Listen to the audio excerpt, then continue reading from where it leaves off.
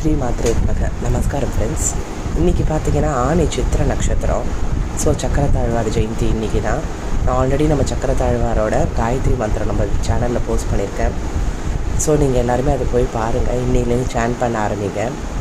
So ரொம்ப விசேஷமான நாள். கண்டிப்பாக எல்லோரும் போயிட்டு பெருமாள் கோயிலில் சக்கரத்தாழ்வார் சன்னதிக்கு போயிட்டு நான் சொன்ன காயத்ரி மந்திரத்தை 21 முறை அல்லது 3 முறை அங்கே சேன் பண்ணி, அதே மாதிரி உங்களோட வேண்டுதலை அவரோட திருவடியில் பிரார்த்தனை பண்ணிவிட்டு நீங்கள் சொல்லிவிட்டு வாங்க. தொடர்ந்து இன்றைக்கி புதன்கிழமை வர்றது தான் ரொம்ப விசேஷம் வேறு. ஏன்னா புதன்கிழமை தான் பெருமாளுக்குரிய நாள். ஸோ சக்கரத்தாழ்வார் வந்து புதன்கிழமை அன்றைக்கி நீங்கள் அவரோட காயத்ரி மந்திரம் சொல்லி சேவிச்சுட்டு உங்களோட பிரார்த்தனையை சொல்லிவிட்டு பிரதட்சணை பண்ணிவிட்டு வாங்க. தொடர்ந்து பண்ணுங்கள். இன்றைக்கி ஆரம்பிச்சிருங்க. இன்றைக்கி ரொம்ப விசேஷமான நாள், அவரோட ஜெயந்தி இன்றைக்கி. ஸோ யாரெல்லாம் இன்னும் சக்கரத்தாழ்வார் வழிபாடு ஸ்டார்ட் பண்ணலையோ அவங்க எல்லாமே இன்றைக்கி ஸ்டார்ட் பண்ணுங்கள். அது மட்டும் இல்லை, அவருக்கு பின்னாடி நரசிம்மர் இருப்பார், அவரையும் இன்றைக்கி செய்வீங்க. ரொம்ப விசேஷம் நரசிம்மர் வழிபாடு வந்து நான்லாம் வந்து நிறையா பண்ணியிருக்கேன். நரசிம்மர் வழிபாடு சக்கரத்தாழ்வார் வழிபாடு கூட கம்மி தான். நரசிம்மர் வழிபாடு அடிக்கடி பண்ணுவோம். நாளைக்கு சுவாதி நட்சத்திரம், அதை பற்றி நான் ஒரு வீடியோ போடுறேன். ஸோ சுவாதி நட்சத்திரமும் நரசிம்மர் வழிபாடும் அதை பற்றின ஒரு வீடியோ நம்ம சேனலில் போடுறேன். நீங்கள் எல்லாம் உங்கள் ஃப்ரெண்ட்ஸுக்கும் ஷேர் பண்ணுங்கள், சப்ஸ்கிரைப் பண்ணுங்கள். உங்களோட சப்போர்ட் ரொம்ப முக்கியம். அதே மாதிரி சக்கரத்தாழ்வார் இன்றைக்கி நீங்கள் தரிசனம் பண்ணிவிட்டு அவருக்கு நெய்வேத்தியம் ஏதாவது வாங்கி கொடுங்க.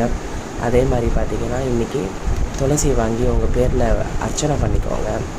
முடிஞ்சால் உங்கள் ஃபேமிலி மெம்பர்ஸ் எல்லாரையுமே கூப்பிட்டுட்டு போங்க. ஏன்னா வந்து நமக்கு வந்து நிறைய கஷ்டங்கள், தீராத வியாதிகள், தீராத பண கஷ்டம், மனநலம் பாதிக்கப்படுறது, பயம், அச்சம், அதே மாதிரி ஏவல், வில்லி, சூன்யம், கண் திருஷ்டி, இது எல்லாம் நம்மளை சுற்றி இருந்துகிட்டே இருக்கும். எப்பயுமே நம்ம ஒரு வாட்டி கோயிலுக்கு போயிட்டால் எல்லாம் போய்டும்னு நம்ம நினைக்கிறோம். அப்படிலாம் கிடையாது.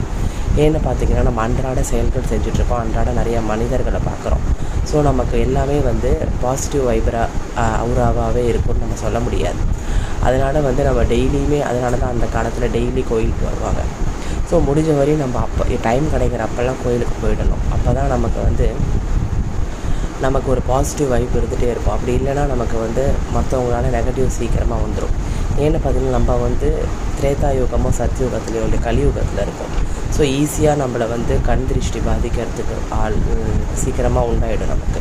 அதனால் நீங்கள் தான் உங்களை ப்ரொடெக்ட் பண்ணிக்கணும். அதனால் இந்த மாதிரி உக்கிர தெய்வங்கள் வழிபாடெல்லாம் நமக்கு அவசியம் பண்ண வேண்டியது. ஸோ இன்றைக்கி எல்லாருமே போயிட்டு ஆணி சித்திர சக்கரத்தாழ்வார் வழிபாடு பண்ணுங்கள். ஜெய ஜெய சுதர்ஷனா 3 வாட்டி சொல்லுங்கள். அதே மாதிரி அவரோட காயத்ரி மந்திரம் சொல்லி வழிபாடு பண்ணுங்கள். உங்கள் ஃப்ரெண்ட்ஸுக்கு ஷேர் பண்ணுங்கள், சப்ஸ்கிரைப் பண்ணுங்கள், கமெண்ட் பண்ணுங்கள், லைக் பண்ணுங்கள். நெக்ஸ்ட் வீடியோவில் அடுத்தடுத்த அப்டேட்ஸ் நான் சொல்கிறேன் ஃப்ரெண்ட்ஸ். ஸோ உங்களுக்கு என்னோட சேனல் பிடிச்சினா கண்டிப்பாக சப்ஸ்கிரைப் பண்ணுங்கள் ஃப்ரெண்ட்ஸ். ஸ்ரீ மாத்ரே நமக.